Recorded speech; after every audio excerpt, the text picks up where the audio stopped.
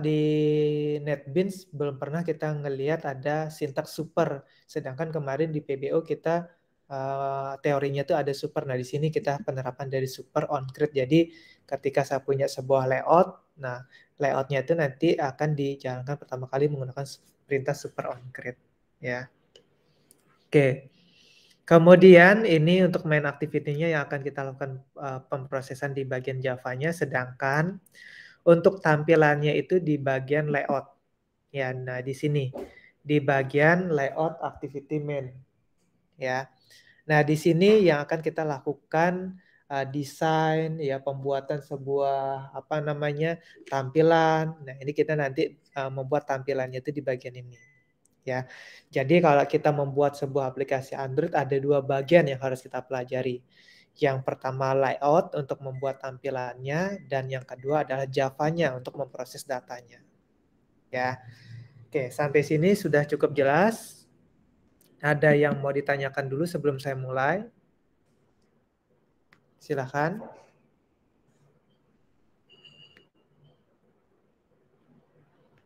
Tidak ada? Oke. Baik, kalau tidak ada, saya akan lanjutkan. Oke, sebelum kalian memulai untuk develop aplikasi Android, kalian harus paham mengenai konsep layout yang ada di Android Studio. Kenapa kalian harus paham dari konsep layout? Karena ketika kalian membuat sebuah desain, kalian harus menggunakan apa namanya jenis-jenis layout, ya, yang ada di Android Studio. Contoh misalnya yang ada di sini ini sudah menggunakan yang namanya constraint layout, ya. Jadi di sini menggunakan constraint layout.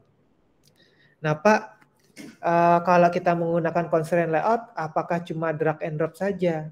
Kalau constraint layout, ya kita drag and drop bisa, cuman tidak semudah drag and drop. Nah, contoh misalnya saya masukkan sebuah tombol nih, button ya. Nah, kalau di NetBeans kan kalau kita taruh di sini ya dia posisinya tetap seperti ini, gitu. Nah, kalau di Android Studio tidak bisa seperti ini. Nah, makanya kalau kalian perhatikan di sini error, ya, missing constraint in constraint layout, ya. Nah, untuk membuktikan apakah benar nggak sih dia error, sebenarnya dia bisa jalan, cuman posisinya tidak sesuai. Ya, sebagai contoh saya posisinya di tengah di sini. Tetapi ketika saya running, ya contohnya misalnya saya running sekarang, posisinya itu dia tidak di tengah. Tapi dia posisinya itu akan berpindah ke pojok kiri atas. Nah, ini saya lagi jalankan di emulator, kita tunggu dulu.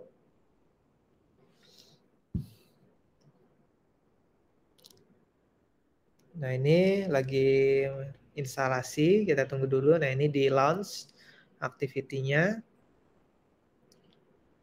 Oke, nah ini sudah kebuka, kita tunggu. Nah, ini kan yang kalian lihat. Nah, jadi nggak sama. Gitu, apa yang kita desain itu belum tentu seperti itu yang akan tampil di aplikasi Android-nya. Nah, lalu caranya bagaimana, Pak? Supaya apa yang kita buat ini ya sesuai tampilannya, ya. Nah, karena kita menggunakan konsep constraint layout, ya, di sini sudah dijelaskan constraint layout. Nah, maka kita harus, ya, sesuaikan jaraknya antara jarak atas, bawah, kiri, dan kanan. Caranya bagaimana? Nah, setiap kalian klik komponen paletnya, maka akan muncul sisi kiri, sisi kanan, sisi bawah, dan sisi apa namanya atas.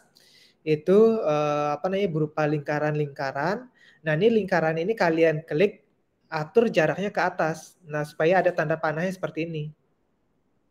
Nah, begitu juga dengan ke bawah juga.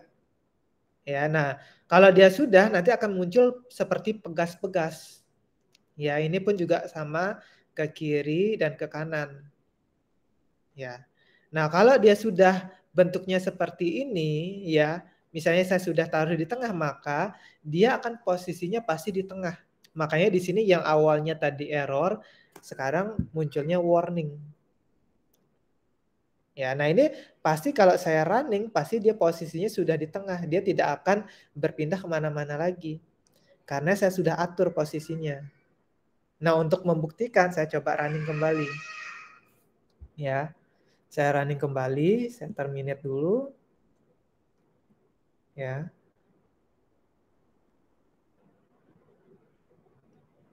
Oke, nah sekarang kan posisinya sudah di tengah.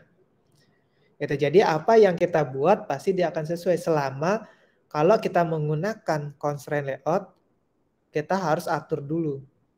Ya, jarak atas, bawah, kiri, dan kanan. Ya, jadi ini tolong benar-benar diperhatikan. Ya, kalau kalian nggak buat pengaturan seperti ini, maka pasti hasilnya akan berantakan. Ya, oke.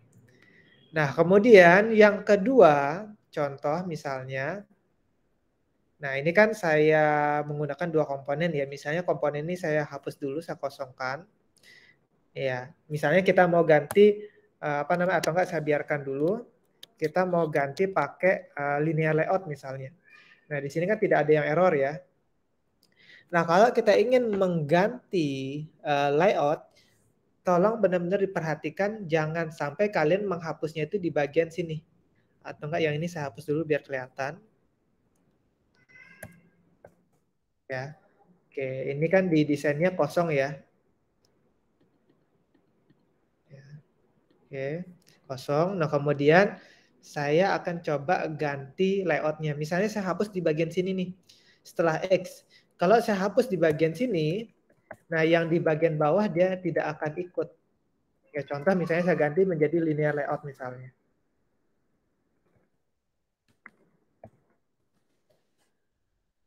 Nah, linear layout. Nah, jadi yang di bawah dia tidak akan ikut. Jadi error dia. Nah, lalu caranya bagaimana Pak supaya kalau kita mengganti layout, dia secara keseluruhan keganti. Nah, cara menggantinya itu persis setelah constraint layout, kalian taruh kursornya, kemudian kalian hapus. Nah, maka yang di bagian bawah pun juga ikut kehapus. Ya, jadi kalian hapus, kemudian kalian ganti menjadi linear layout. Nah, otomatis yang di bagian bawah pun juga ikut keganti. Gitu. Ya, jadi ini tolong benar-benar diperhatikan. Ya, jadi kalau kalian ingin mengganti layout, usahakan kalian ganti layoutnya supaya yang di bagian tag pembuka dan penutupnya itu juga keganti. Ya, oke. Kemudian kalau kita bicara mengenai linear layout, itu ada dua jenis orientation, yaitu orientationnya vertikal dan horizontal. Bedanya apa, Pak? Nah, ini kita akan coba bentuk ya. Nah, misalnya ini kan benar-benar masih kosong ya, kita belum ada menambahkan palet ya. Sebagai contoh, misalnya saya tambahkan text view ya. Nah, jadi ini juga secara otomatis dia akan saya baru ngetik teks saja, kemudian kita pilih text view, dia sudah auto complete. Ya, jadi kita tidak perlu ketik satu persatu. Nah, di bagian di sini ada dua bagian secara default, width dan height. Maksudnya lebar dan tingginya. Nah, lebarnya mau seberapa lebar? Ya, misalnya saya gunakan wrap content. Nah, kalau wrap content ini dia akan selebar ukuran kontennya. Ya, misalnya height-nya juga wrap content. Kemudian saya masukkan teksnya. Selamat datang di Android. Kemudian saya tutup. Ya. Nah, kalau saya lihat desainnya, nah ini mungkin saya split ya. Saya coba split. Ini saya kecilin. Oke. Ya. Nah, ini kan selamat datang di Android nih. Nah, ini kalau saya gunakan lebarnya wrap content dan tingginya itu wrap content, maka dia akan selebar dan setinggi ukuran kontennya. Nah, lalu tadi Pak ada match parent juga. Misalnya ini lebarnya saya ganti dengan match parent. Nah, maka dia akan selebar ukuran layarnya, bukan selebar ukuran kontennya. Ya, jadi ini tolong benar-benar perhatikan ya. Jadi kalau match parent itu dia akan selebar ukuran layar. Nah, begitu juga untuk tingginya. Kan tingginya ini kan selebar kontennya ya, cuma sekian piksel nih. Kalau saya ganti dengan match parent, maka dia akan dari atas sampai bawah. Nah ini, dari atas sampai bawah. Jadi benar-benar ini seukuran layar. Konten apa namanya ukuran dari selamat datang di Android-nya. Nah, jadi kalau ini saya gunakan wrap content saja karena apa namanya kalimatnya sedikit, ya, biar tidak terlalu banyak menghabiskan apa namanya space, ya.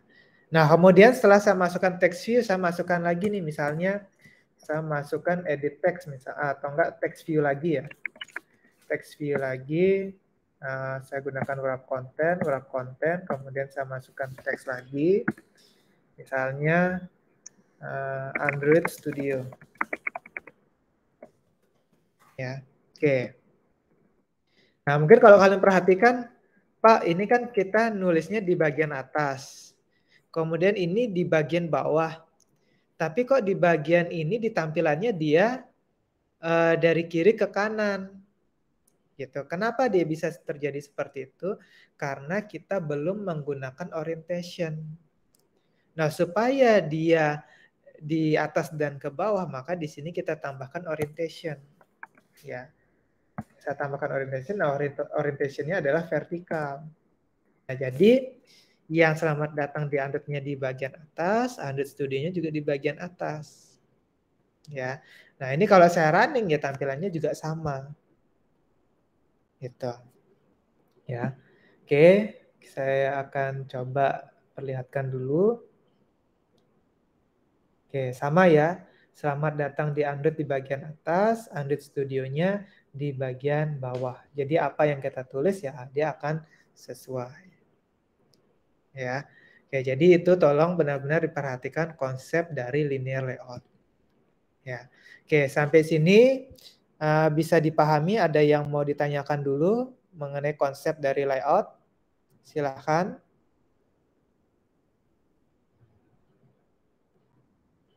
Pak, bedanya yang linear sama apa lagi, Pak?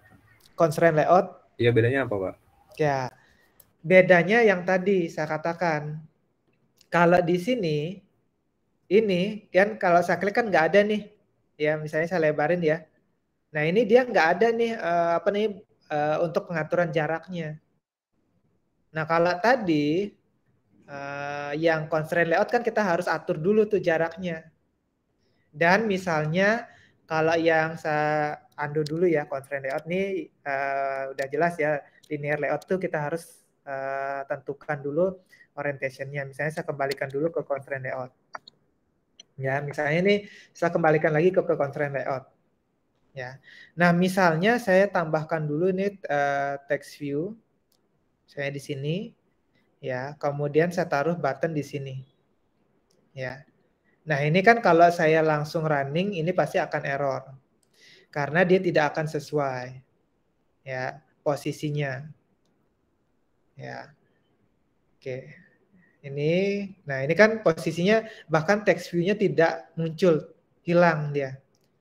Nah, lalu bedanya bagaimana Pak? Kalau di text view, di constraint layout kita harus atur jaraknya. Kalau tadi kan tidak perlu kita pengaturan jaraknya.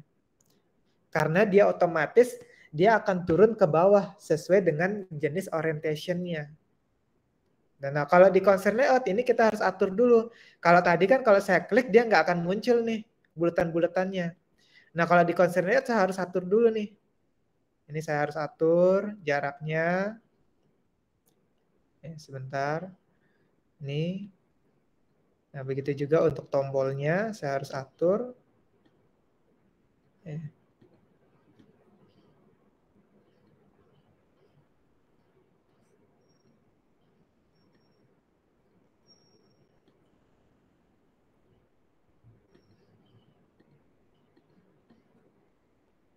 Ya, oke.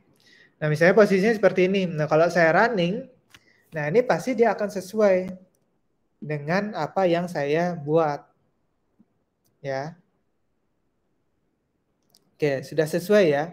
Nah, kalau tidak saya atur pasti dia akan berantakan. Gitu. Ya, itu kalau kita menggunakan constraint layout. Ya, makanya di sini kalaupun kita pindah ini, dia tidak akan masalah ini. Ya, ini saya pindah ya posisinya. Ya. Nah, kalau kita lihat desainnya, dia tidak akan berubah. Ya, gitu. Jadi kalau yang tadi, dia akan berubah posisinya. Gitu. Kalau kita menggunakan constraint layout. Nah, misalnya di sini pakai sintaksnya constraint layout nih, makanya di sini ada layout constraint bottom, bottom off ya, to end off, constraint horizontal, constraint start. Nah, ini kalau saya ganti langsung linear layout, dia akan error. Nah, ini saya linear layout ya. Nah, pasti di sini, nah ini langsung berantakan jadinya. Jadi berbeda konsepnya. Gitu. Ya, jadi untuk layout sebenarnya di Android Studio ada banyak ya jenis-jenis layout. Ada linear layout, ada constraint layout, ada relative layout, ada table layout. Ada banyak sekali jenis-jenis layout. Cuman saya tidak akan menjelaskan secara detail. Nanti kalian cari tahu sendiri. Ya, yang penting saya menjelaskan konsepnya dan basicnya itu seperti apa. Nanti kalian explore sendiri. Ya, yang penting kalian tadi paham kalau kita mau mengganti layout bagaimana, ya, terus perbedaannya seperti apa, itu yang harus kalian pahami. Gitu. Ya, oke, sampai sini sudah cukup jelas perbedaannya. Ada lagi yang mau ditanyakan? Ya. Ada lagi? Oke, jika tidak ada, saya kembalikan lagi ke linear layout. Nah, ini karena dia sudah berantakan, ya, ini saya sudah menggunakan linear layout, ini saya hapus kembali. Ya, saya kosongkan. Ya. Nah, kalau kalian sudah paham mengenai konsep dari layout, nanti kalian explore sendiri. Sekarang saya akan coba membuat sebuah proses, ya, sama seperti di NetBeans kemarin. Kalau saya menginput sebuah data, apa yang saya input itu akan muncul. Ya. Nah, di sini saya siapkan sebuah text view, wrap content, kemudian text. Teksnya itu belajar PBO di Android. Ya. Ya, kemudian saya tutup. Kemudian di bagian bawahnya saya gunakan edit text. Ya. Nah, edit text ini untuk memasukkan sebuah teks. Ya. Nah, saya gunakan hint. Ini untuk memberikan keterangan di belakang nih ya, di belakang edit text-nya untuk memberitahukan kepada pengguna dia harus menginput data apa. Gitu. Jadi masukkan nama Anda. Kemudian jangan lupa setiap komponen itu kita berikan variabel atau ID. Ya, jadi saya berikan ID, add ID. Nah, ID-nya misalnya input nama. Kemudian saya tutup. Ya. Kemudian saya tambahkan button ya untuk memproses datanya. Saya gunakan wrap content. Kemudian saya berikan keterangan tampilkan. Kemudian di sini saya berikan ID-nya itu namanya tampilkan. Ya. Oke, kemudian yang terakhir untuk melihat hasilnya saya gunakan text view lagi, wrap content, kemudian teksnya itu adalah hasil. Nah, saya berikan ID itu adalah hasil. Ya, oke. Sekarang kita lihat coba desainnya, wah berantakan, nggak sesuai. Nah, karena apa? Karena orientation-nya belum kita setting. Ya, karena linear layout kita harus tambahkan orientation-nya vertikal. Nah, kalau horizontal dari kiri ke kanan dia. Misalnya ya horizontal ya. Nah, kalau horizontal, nah ini dari kiri ke kanan dia. Nah, sehingga kita gunakan yang vertikal dari atas ke bawah. Oke, sudah ya. Jadi di sini ada belajar PBO di Android, kemudian masukkan nama Anda. Jadi nanti kalau saya memasukkan sebuah nama di sini, maka nanti ketika saya tekan tombol tampilkan, nanti apapun yang saya input di sini akan muncul di hasil ini. Nah, ini kalau saya running terlebih dahulu, ya. Ini kita lihat dulu hasil desainnya, apakah sama atau tidak. Oke, sudah sama ya. Jadi nanti kalau saya masukkan nama Anda, misalnya namanya Komang, kemudian saya klik tampilkan di sini, nama Komang ini akan muncul di hasil ini. Gitu. Nah, karena kita belum sama sekali membuat program Java-nya, maka di sini tidak akan melakukan proses apapun. Ya, oke, mungkin supaya lebih bagus tampilannya saya buat ke tengah. Ya, saya tambahkan di sini Gravity. Ya, supaya dia ke tengah, center horizontal. Oke, sudah. Kemudian saya tambahkan margin. Ya, saya tambahkan layout margin. Misalnya saya tambahkan 50 pixel. Ya, biar ada jarak atas, kiri, bawah, dan kanannya. Nah, ini kalau saya running kembali, harusnya sekarang dia posisinya di tengah. Ya. Oke, sudah ya. Jadi nanti kalau saya memasukkan nama di sini, Komang, saya klik tampilkan, nanti nama yang saya input di sini akan muncul di hasil. Ya. Oke. Kemudian kalau kita sudah buat tampilannya, langkah selanjutnya adalah kita akan memproses datanya. Nah, memproses datanya itu di mana? Yaitu di main activity, yaitu di sini. Ya, oke. Sebelum saya lanjut, saya punya berapa variabel di sini di layout ini? Mungkin tadi sudah saya jelaskan. Variabelnya ada apa saja di sini? Tampilkan. Ya. Terus? Nama Anda. Apa? Input nama. Ya, terus? Hasil. Ya, oke. Berarti saya punya 3 variabel ya. Nah, masing-masing dari variabel itu input nama milik dari edit text, tampilkan milik dari button, kemudian hasil milik dari text view.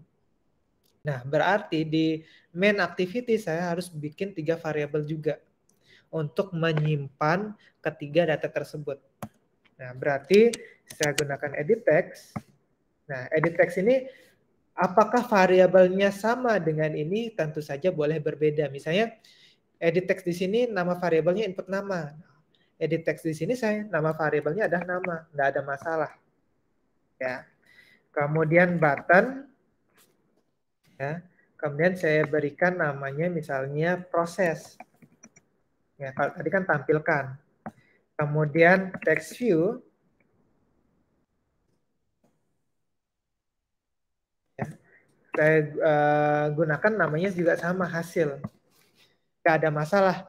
Mau beda juga boleh, mau sama juga boleh, nggak ada masalah. Ya, oke. Kalau kita sudah bikin ketiga variabelnya, ya di bagian main activity, di bagian kelas main activity, kemudian barulah kita mapping. Ya, kita mapping data ID yang ada di sini supaya masuk ke variabel yang tadi, supaya masuk ke variabel ini. Nah, caranya bagaimana? Yaitu dengan cara nama sama dengan find view by ID r.id. Nah, nama ID-nya apa? Untuk kita nyimpen si edit text nama ini, yaitu si input nama. Dan jangan lupa titik koma. Ya, kemudian proses. Ya, proses sama dengan find view by ID sama juga. Ya, r.id hasil tampilkan. Ya. Dan yang terakhir adalah hasil sama dengan find view by ID r.id hasil. Ya. Pak. Nah, ya. R.id itu read.id atau? Enggak, ini memang sintaks dasarnya r.id. Jadi ini maksudnya adalah r.id ini adalah memanggil variabel yang ada di sini. Ini ID tampilkan, ID input nama, ID hasil. Ya, jadi R itu adalah sintaks dasar karena di sini r.layout karena dia manggil gitu. Ya, jadi emang ini sintaks dasarnya. Ya, r.id jadi variabel ID input nama tadi akan masuk ke variabel nama yang baru. Karena kan ini kan dari layout. Sedangkan kan kita mau ngeproses di main activity Java-nya. Jadi kita harus masukkan ke variabel yang baru. Ya, jadi variabel nama masuk ke variabel nama, tampilkan masuk ke variabel proses, hasil masuk ke variabel hasil. Ya. Jelas? Jelas. Oke. Nah, kalau kita sudah definisikan seperti itu, langkah selanjutnya adalah kan tadi ketika saya input nama di sini, saya klik tombol tampilkan, maka dia akan menampilkan datanya itu di hasil. Ya, mirip-mirip seperti di NetBeans kemarin. Ya. Nah, caranya bagaimana?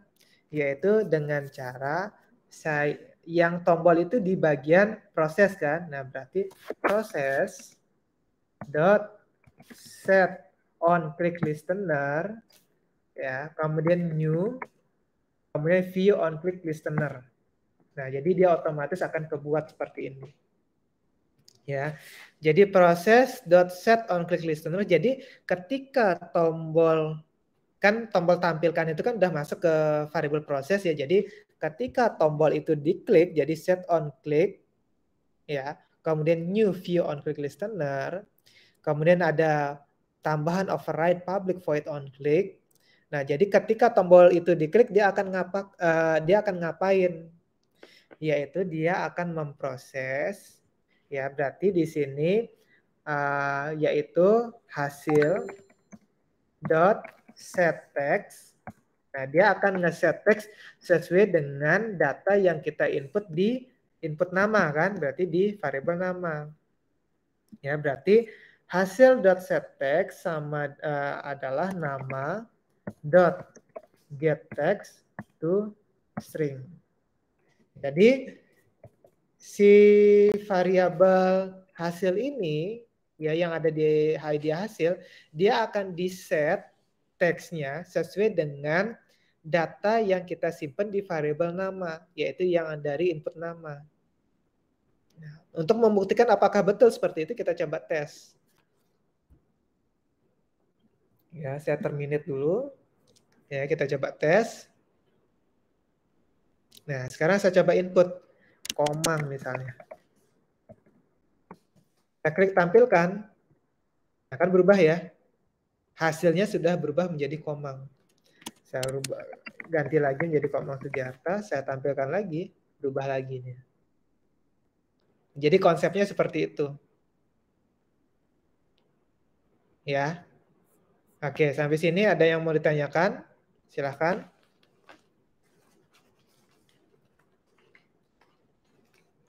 Silahkan. Pak, di sini bisa ganti-ganti font nggak, Pak? Bisa, bisa sekali. Bentar, kalau kalian mau mengganti font, nah caranya kalian ke bagian activity main lagi. Nah, cara gampangnya gimana Pak? Kalau kita belum tahu sintaksnya. Oke, bagus sekali pertanyaannya tadi, gimana cara ganti font. Nah, caranya kalian klik si komponennya, ya. Nah, kemudian sebentar ke bagian desain. Sebentar ke bagian split. Nah, kemudian sebentar bukan sebentar atribut. Nah, ini ya. Kan di sini kan ada atribut ya. Jadi kalau kalian klik ini kan ada atribut ya. Nah, ini kalau kalian klik nanti dia akan keganti-ganti nih ID-nya. Nah, misalnya belajar PBO ini kan kecil sekali ya. Saya mau ganti misalnya ya fontnya. Nah, nanti di bagian ini ada di bagian, nah ini kan teksnya ya. Kemudian all atribut ya. Saya klik dulu. Nanti di sini ada banyak sekali jenis-jenisnya. Misalnya size-nya ukurannya mau berapa. Kemudian font-nya misalnya. Nanti di sini ada font. Nah ini fontnya misalnya saya ganti menjadi sans serif black misalnya. Ya, kan keganti dia. Kemudian font size misalnya. Nah, free size misalnya, atau enggak misalnya kalau kalian udah tahu cara gampangnya tuh di sini. Kalian tambahkan saja misalnya size. Nah, ini text size.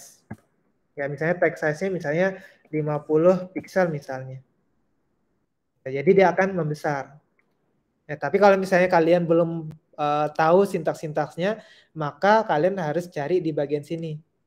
Itu cuman kalau saya kan nyarinya agak lama karena kan saya sudah tahu nih sintaks-sintaksnya. Jadi kalian cari tahu dulu di sini, ini adalah properti-propertinya. Oh, kalau kalian ingin merubah apa namanya auto text-nya apa, capitalize-nya gimana, itu ngerubahnya itu di bagian atribut. Ya, jadi sangat dimungkinkan. Misalnya saya ganti menjadi 100 pixel misalnya. Ya, otomatis dia akan membesar. Ya. Oke, jadi seperti itu caranya.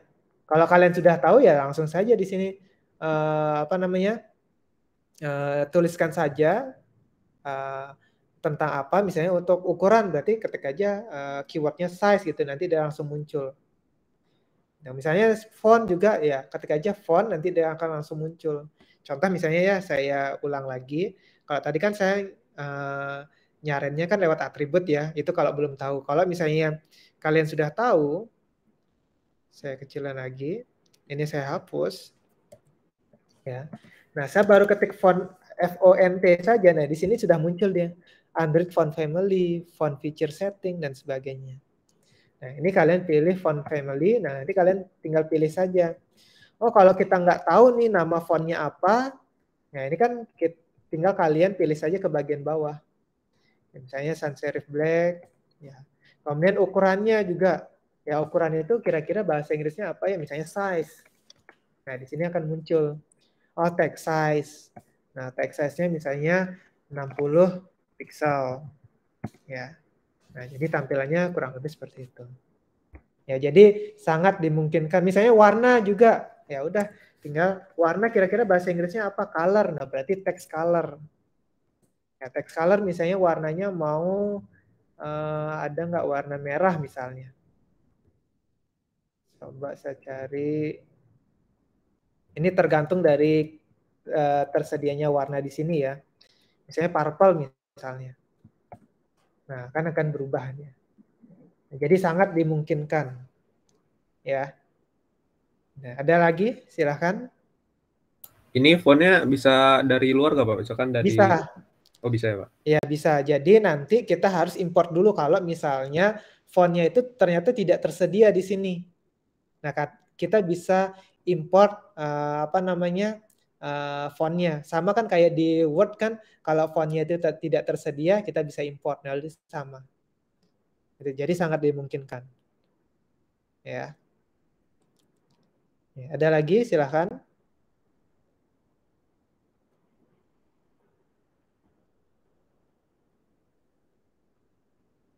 Oke, sampai sini sudah cukup paham prosesnya. Jadi yang pertama kalian desain layoutnya, ya.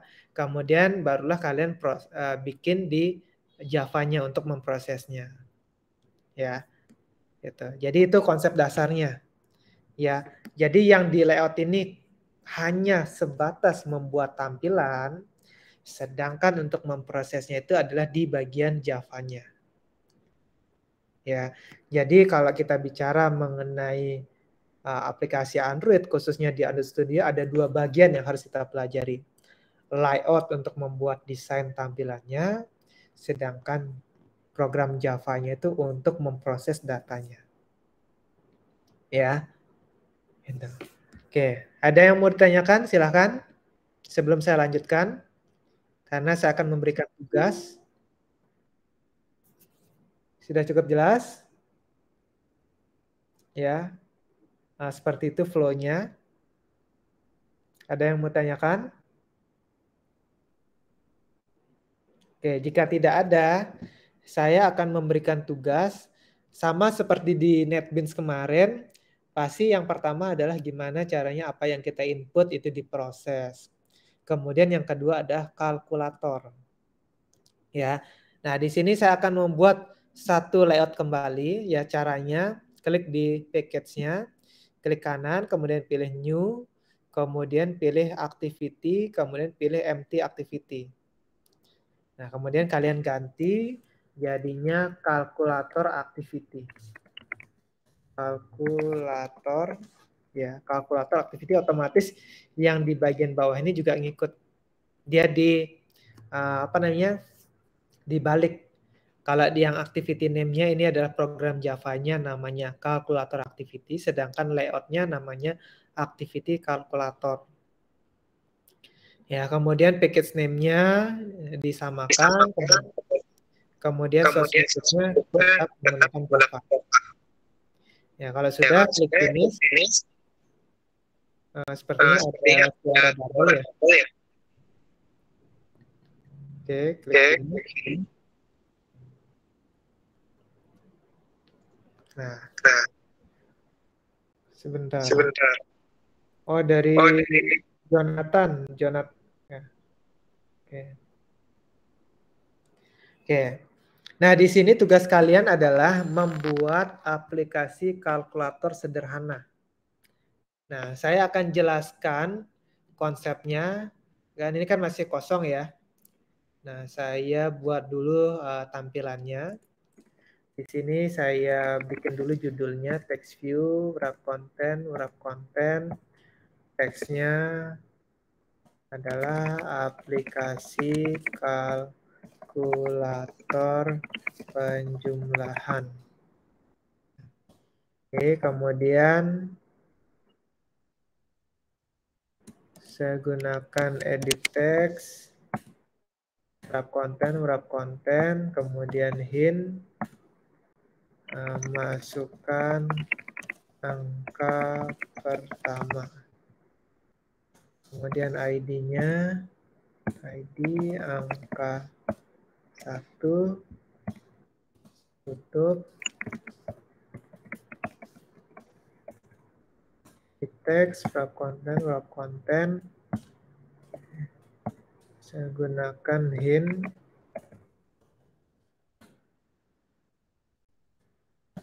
Masukkan angka kedua.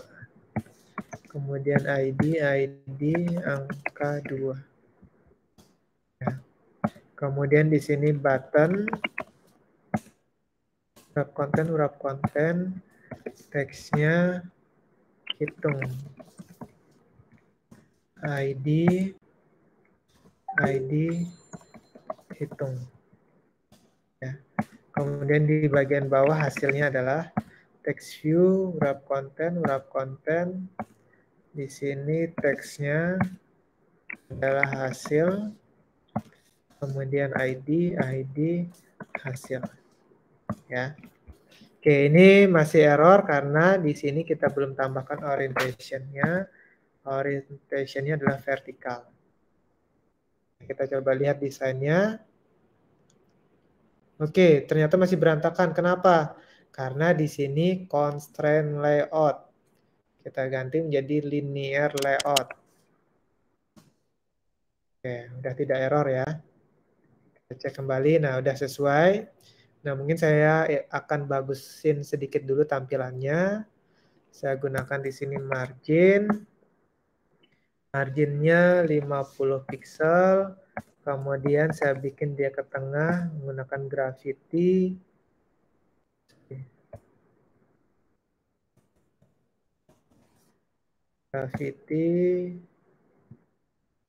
Horizontal.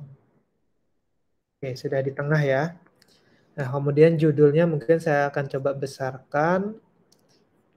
Di judulnya ini saya gunakan text size-nya misalnya 50 pixel. Kemudian warnanya misalnya color purple. Oke. Nah, jadi kurang lebih seperti ini ya tampilannya. Nah, jadi kalau saya input angka pertamanya 5, kemudian saya masukkan angka keduanya misalnya 3, maka ketika saya klik tombol hitung ini, nanti akan menghasilkan hasilnya adalah 8. Ya. Nah, itu gimana caranya? Silahkan kalian coba. Saya kasih waktu 30 menit untuk membuat program Java-nya. Ya. Nah, bagi 3 orang yang berhasil, saya akan beri nilai plus. Ya, konsepnya mirip seperti tadi, cuman di sini karena ada proses aritmatika, pasti agak sedikit berbeda dengan yang tadi. Ya, jadi saya kasih waktu 30 menit sampai pukul 11.45.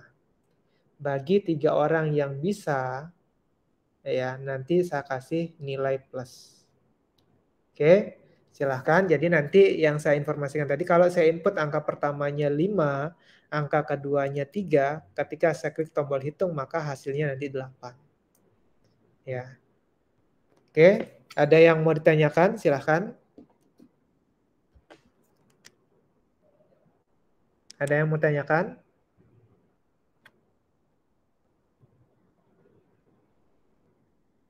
Belum, Pak. Oke, jika tidak ada silahkan bisa langsung dikerjakan. Kita akan cek bersama-sama hasilnya nanti pukul 11.45. Ya, silahkan dikerjakan. Ya, mungkin bisa di screenshot dulu. Silahkan kalau mau tampilannya lebih bagus juga nanti. Ya, kalau saya karena saya tidak bisa desain, jadi saya buatnya seperti ini. Ya, silahkan.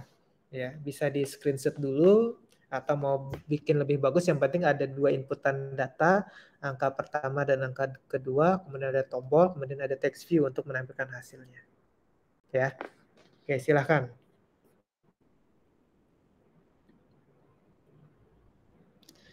Jika ada pertanyaan bisa langsung ditanyakan saja ya.